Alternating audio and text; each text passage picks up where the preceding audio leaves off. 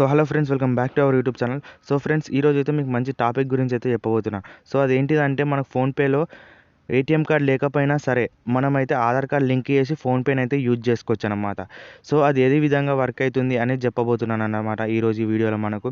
So చాలామంది ఏం assume చేస్తారంటే, ఏటీఎం కార్డ్ ఉంటేనే మనకు ఫోన్పే అనేది వర్క్ అవుతుంది, ఏటీఎం కార్డ్ పిన్ ఉంటేనే మనకు ఫోన్పే అనేది వర్క్ అవ్వడం జరుగుతుంది. ఎవరికైనా మనీ సెండ్ చేయాలన్నా సరే, మనీ రిసీవ్ చేసుకోవాలన్నా సరే ఏటీఎం కార్డ్ అయితే కంపల్సరీ అని చాలామంది అజంప్షన్ చేస్తారనమాట.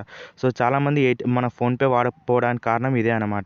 సో అదంతా అవసరం లేదు. ఇప్పుడు నేను చెప్పబోయే ట్రిక్ ద్వారా మీరు జస్ట్ ఆధార్ కార్డ్తోనే మీరు అనేది ఫోన్పే అనేది ఉపయోగించవచ్చు అనమాట. సో అది ఏ విధంగా చెప్పబోయే ముందు అయితే, మీరు ఇప్పటివరకు మన ఛానల్ చూస్తున్నట్టయితే సబ్స్క్రైబ్ చేయకపోతే తొందరగా సబ్స్క్రైబ్ అయితే చేసుకొని పెట్టుకోండి. సో అదేవిధంగా అదేవిధంగా బెల్ ఐకాన్ కూడా ఆన్లో పెట్టుకోండి.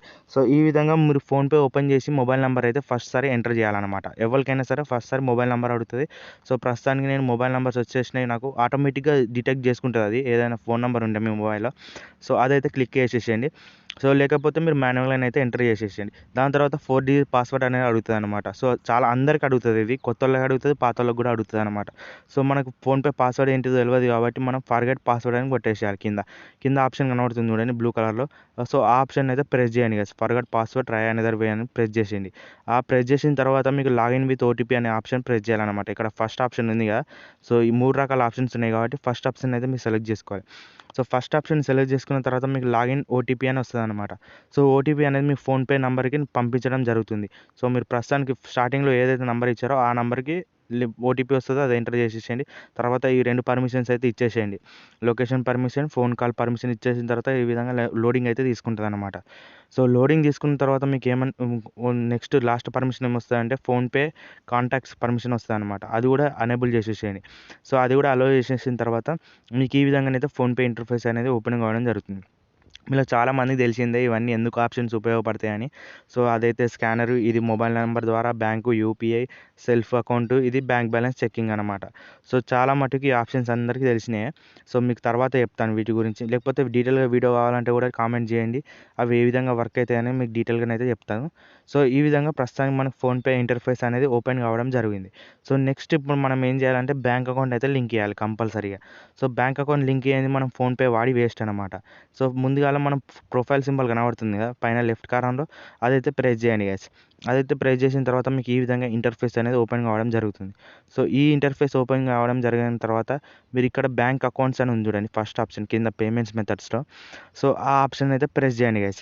సో ఇక్కడనే మీరు బ్యాంక్ అనేది ఎంటర్ చేయాల్సి ఉంటుంది అనమాట. సో నాదైతే ఆటోమేటిక్గా డిటెక్ట్ చేసుకుంటుంది.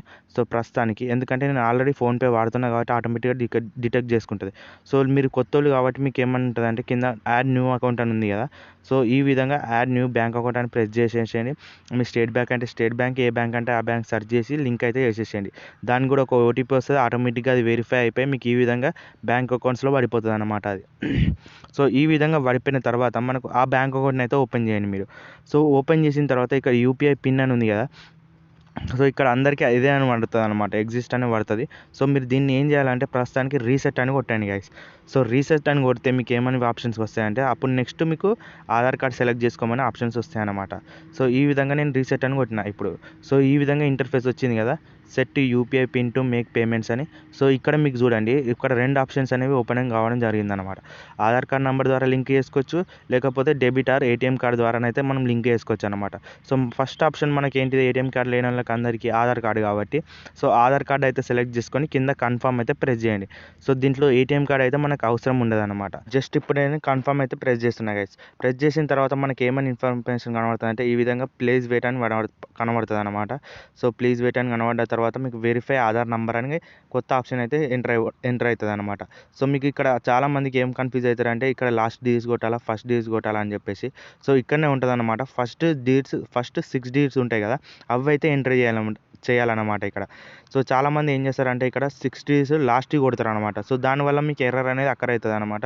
సో అది కాకుండా మీరు ఫస్ట్ 6 డిజిట్స్ ఉంటుంది కదా, ఏదైతే 5210నో లేకపోతే 5270నో ఏదో ఉంటుంది కదా మీకు, సో అదైతే ఫస్ట్ 6 డిజిట్స్ అనేది ఎంటర్ చేసి కంటిన్యూ చేయాలన్నమాట. సో అంతే, మీకు అప్పుడే మీకు ఆధార్ కార్డ్ అనేది అప్డేట్ కావడం జరుగుతుంది. సో అక్కడ నుంచి మీరు అయితే బ్యాంక్ అకౌంట్ నుంచి ఇక ట్రాన్స్ఫర్ అనేది చేసుకోవచ్చు అనమాట. సో నాది ఆల్రెడీ అయిపోయింది కాబట్టి నేనైతే ఇప్పుడు ప్రస్తుతానికి అయితే ఏం చేస్తలేను. సో జస్ట్ ఈ విధంగానైతే మీకు బ్యాంక్ అకౌంట్ అనేది ఎంటర్ కావడం జరుగుతుంది. దాని తర్వాత మీకు చెక్ బ్యాలెన్స్ వచ్చిన తర్వాత చెక్ బ్యాంక్ అకౌంట్ బ్యాలెన్స్ ఉంటుంది కదా, ఆ ఆప్షన్ని ప్రెస్ చేసుకున్న తర్వాత మీకు ఈ విధంగానైతే యూపీఐ పిన్ సెట్ చేసుకున్న తర్వాత ఇక్కడ యూపీఐ పిన్ అడుగుతుంది. సో దాని తర్వాత మీరైతే యూపీఐ పిన్ ఎంటర్ చేసి మీ బ్యాంక్ అకౌంట్లో ఎంత బ్యాలెన్స్ ఉన్నది అవన్నీ చెక్ చేసుకోవచ్చు, ప్లస్ సెండ్ చేయొచ్చు, అవన్నీ చేయొచ్చు అనమాట.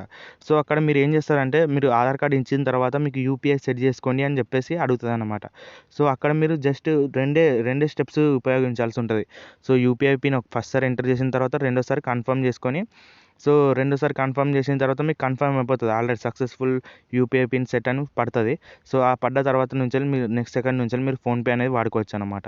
సో ఇది గైస్ ఈరోజు వీడియో. మీకు నచ్చినట్టయితే లైక్ చేయండి, సబ్స్క్రైబ్ చేసుకోండి. అదేవిధంగా ఇప్పటివరకు బెల్ ఐకాన్ని ప్రెస్ చేయకపోతే తొందరగా ప్రెస్ అయితే పెట్టుకోండి. సో ఎందుకంటే మనం డైలీ వీడియోస్ పెడుతుంటాం కాబట్టి మీకు డైలీ అప్డేట్స్ అనేవి వస్తుంటాయి. సో ఇలాంటి మంచి ట్రిక్ మిక్స్ కాకుండా మీరైతే చూడొచ్చు అనమాట. Bye bye.